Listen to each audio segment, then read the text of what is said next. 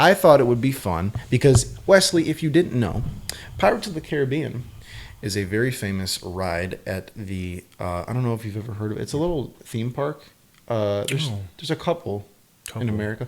Disneyland and Disney World. Oh, yeah. Yeah. That's what that ride's called? Yeah. Oh. And they made a movie off of that. Really? Yeah, dude.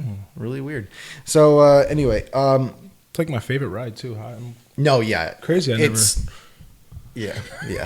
It's definitely, because admittedly, I went to Disney only a couple times in my life. I didn't get to go all the time like Wes here, who goes fucking 5 times a year.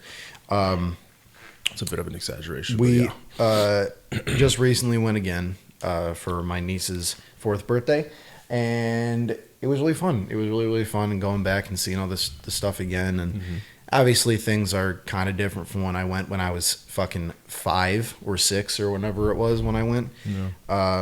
Because now I'm an adult, and we're Disney adults. Yeah, Disney. Yeah. No, we're not. Well, I am, but Listen, bro, I saw a Disney adult in action when I was there, and that shit was wild. Listen, my mom's a Disney adult. I have to be a Disney adult, right? Yeah, but there's 2 types of Disney. There's like the enthusiastic ones that are just happy to be there, and then there's the ones that like dance around and pretend like they're the main character of the Disney parks. Oh no, yeah, we don't do that. We're just weird. Excited to be there. That's weird. Listen, it's weird. No, I know. It's weird. It's very weird. Anywho, I want to talk a little bit about the ride. I did some research about the ride, and I got all this information from a short documentary. Well, it's short documentary on Disney Plus, and it's called something. Let's look it up.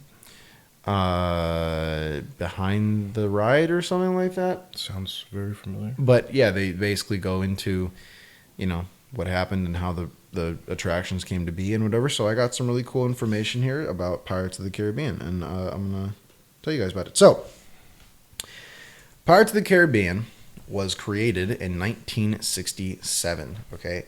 It was actually one of Walt Disney's rides that he wanted to do first. He wanted to put Pirates of the Caribbean in Disneyland first. Disneyland opened in 1955, and at the time, Walt Disney couldn't do Pirates of the Caribbean because there just wasn't enough room, simply.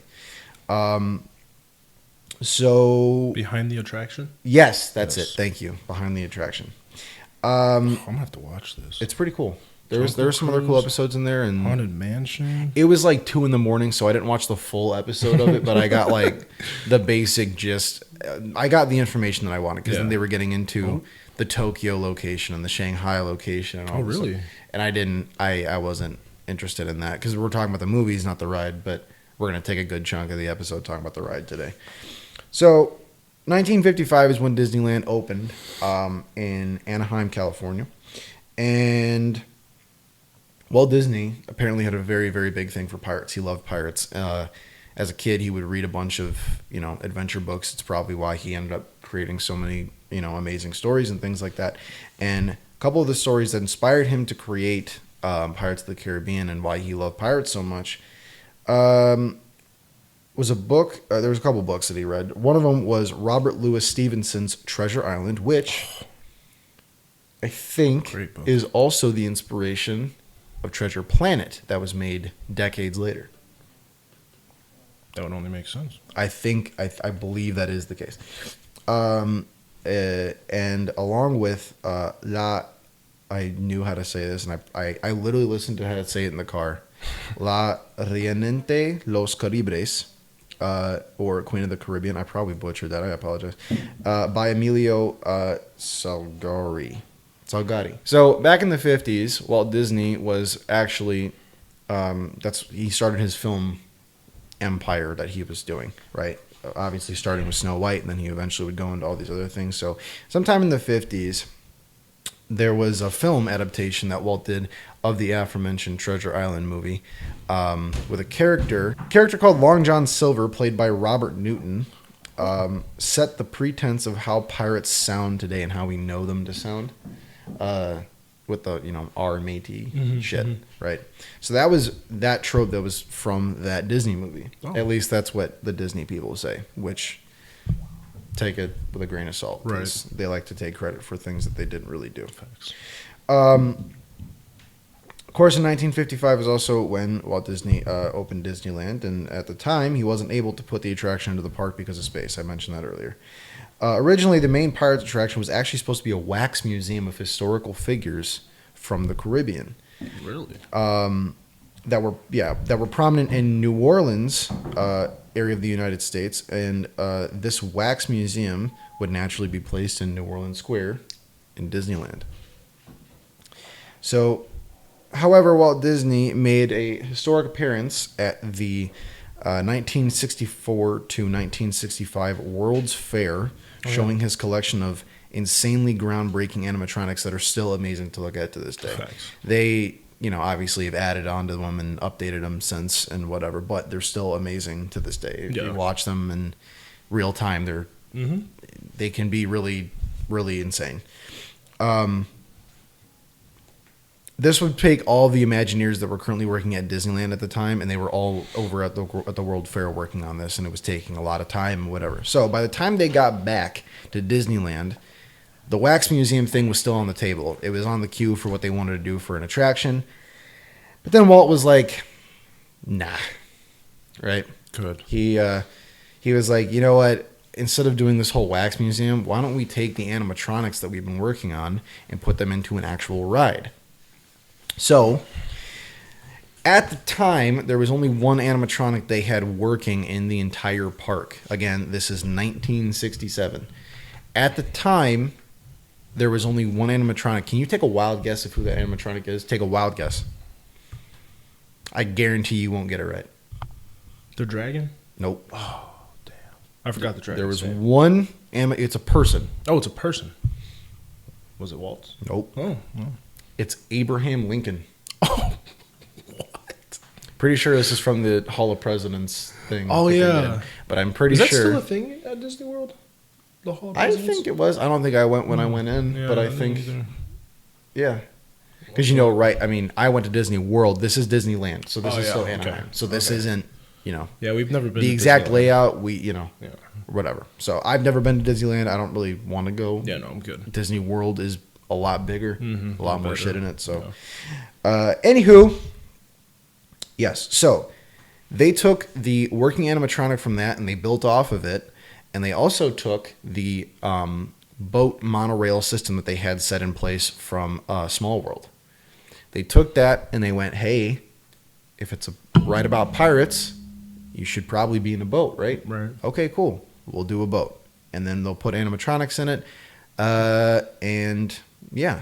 But instead of there only being one animatronic in the entire ride, they now upped the ante and they did 75 total animatronics of full working people. Not to mention the 53 other animatronics that they did for animals. Mm-hmm.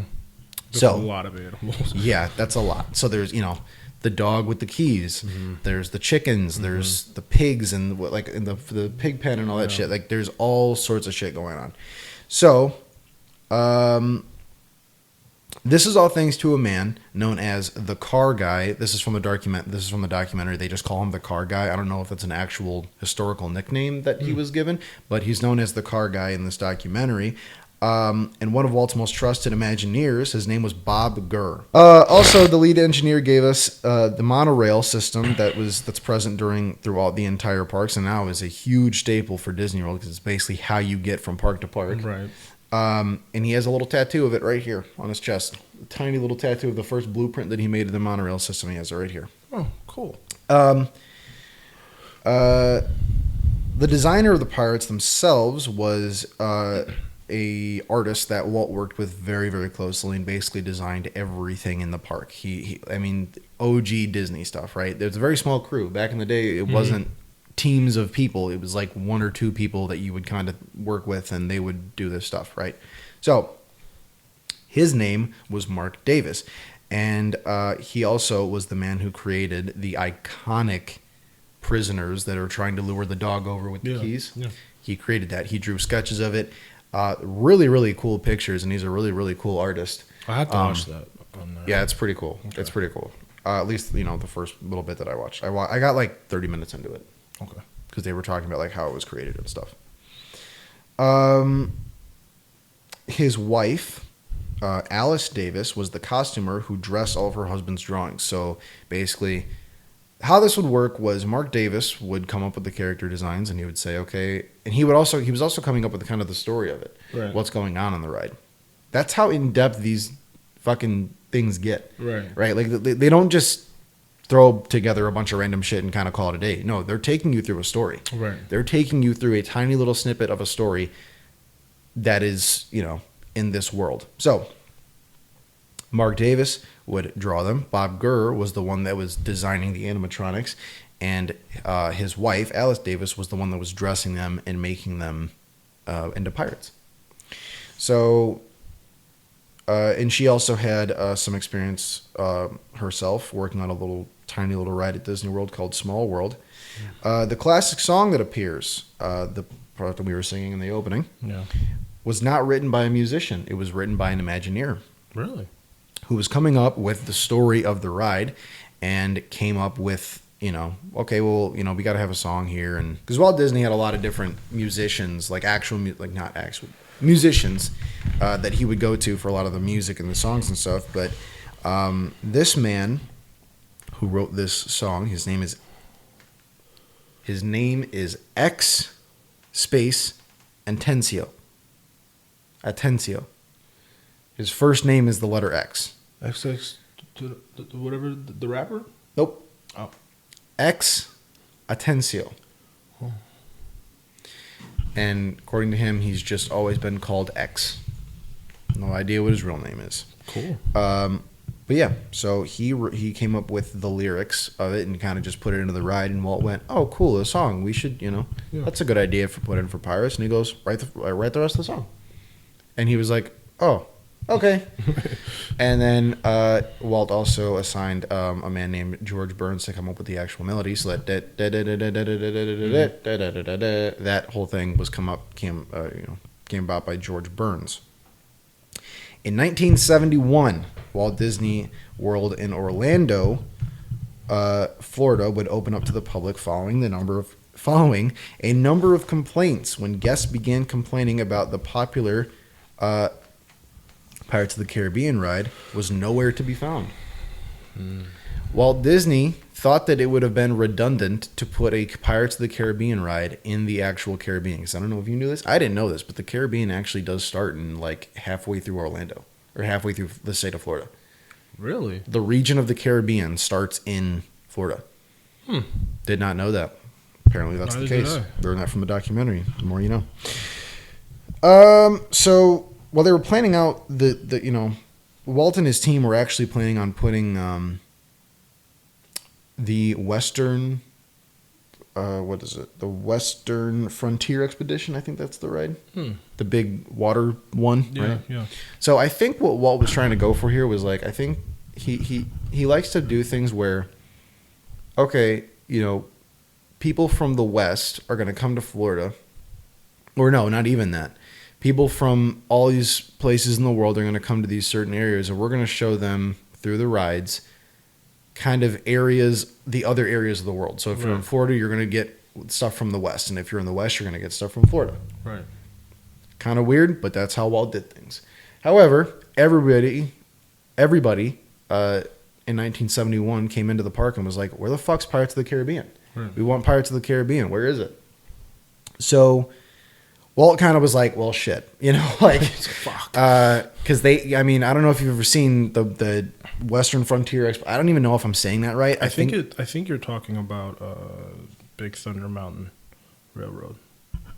I could be right by Haunted Mansion. Yeah, I think that's what it is. Yeah, I think so. Yeah, but that one, I don't know if you've ever seen that. It's a huge area of the park. It's a ginormous area of the park. If you look at the Magic Kingdom map, it takes up like 20% of the whole bottom half of the map. Yeah. It's big. So Walt was like, well, shit, because now in California, they had a thing where, like I said, Disneyland is a lot smaller. Yeah. They couldn't build out from where they already had bought, right? Yeah.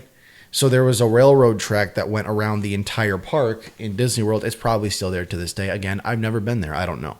But They called this the berm. And Pirates of the Caribbean, the original one, went down underneath the ground. That's why there's 2 waterfall parts. Oh, there is? There's 2.